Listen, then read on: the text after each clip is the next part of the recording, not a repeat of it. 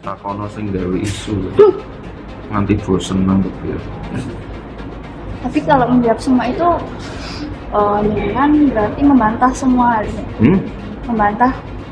Bantah ping 100 ya percuma nek ngomong karo ngomong males. Riwayat pendidikannya Pak Jokowi gimana sih Mas? Riwayat pendidikan. Ya sesuai itu. Saya kan daftar wali kota gubernur orang nganggo ijazah terus nganggo godong pisang. Ya udah tuh. Masuk menghapusi pendaftaran presiden dan lain masuk menghapusi. Bapak Insinyur Joko Widodo dinyatakan lulus dari UGM tahun 1985 sesuai ketentuan dan bukti kelulusan berdasarkan dokumen yang kami miliki. Yang ketiga, atas data dan informasi yang kami miliki dan terdokumentasi dengan baik, kami meyakini mengenai keaslian ijazah sarjana S1 Insinyur Joko Widodo dan yang bersangkutan benar-benar lulusan Fakultas Kehutanan Universitas Gadjah Mada. Kalau berkenaan dengan ijazah S1, ya kita memang cek secara mendalam, memang data-data yang ada, memang asli dan prosesnya memang masuk tahun 80, lulus tahun 85, dia mengerjakan studi, mengerjakan skripsi juga, semuanya ada. Ini sebetulnya upaya UGM melalui rektorat untuk mengklarifikasi supaya tidak ada spekulasi berlebihan karena sekarang lagi menjadi sorotan di publik itu. Terus presiden 2 periode. Itu terbukti semua, sudah diklarifikasi dan diverifikasi oleh KPU, tidak ada ijazah palsu. Ya, saya pikir ngawur aja ini. Jangan sampai semua itu tidak terbukti, ya.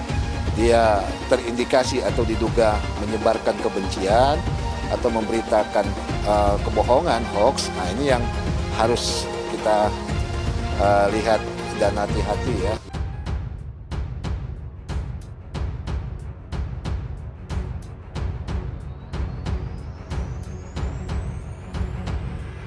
Begini jawaban Gibran soal isu tudingan ijazah palsu Presiden Jokowi.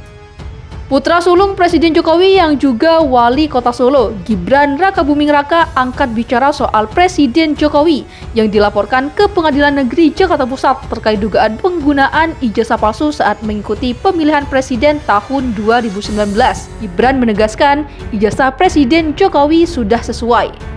Menurutnya, jika ayahnya tersebut menggunakan ijazah palsu, sudah dipastikan tidak bisa mengikuti tahapan pemilihan kepala daerah Solo, DKI Jakarta maupun Pilpres 2019.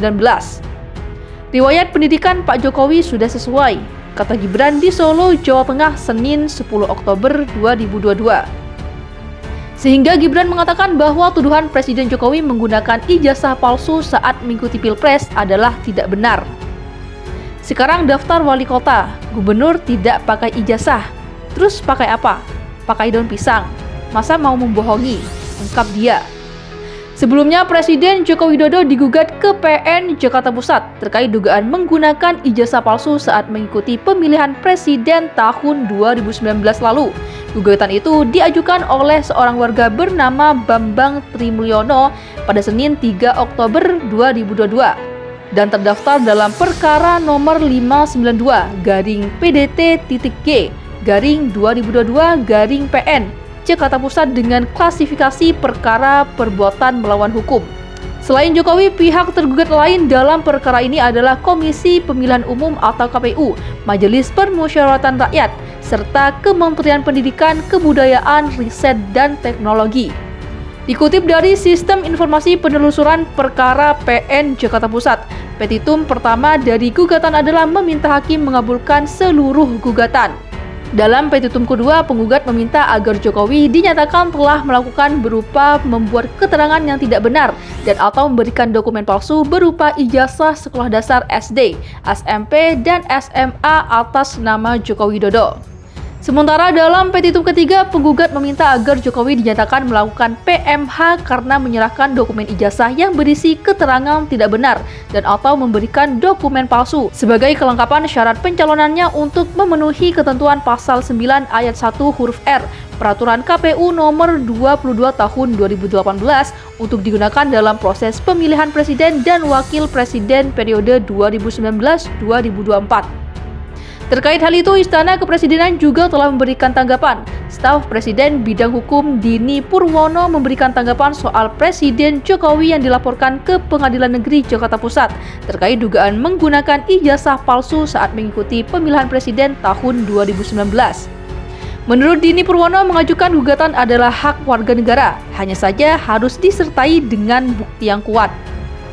Kalau memang merasa memiliki bukti yang cukup sebagai dasar gugatan, silahkan nanti disampaikan dalam proses pengadilan, ujar Dini dalam keterangan tertulisnya kepada wartawan Selasa 4 Oktober 2022. Namun apabila penggugat tidak berhasil menyampaikan bukti-bukti nyata dan solid, akan terjawab sendiri nanti bahwa gugatan adalah mengada-ada karena tidak berhasil membuktikan apa yang dituduhkan. Dan apabila itu terjadi, jelas hanya akan menampar muka penggugat sendiri, katanya melanjutkan.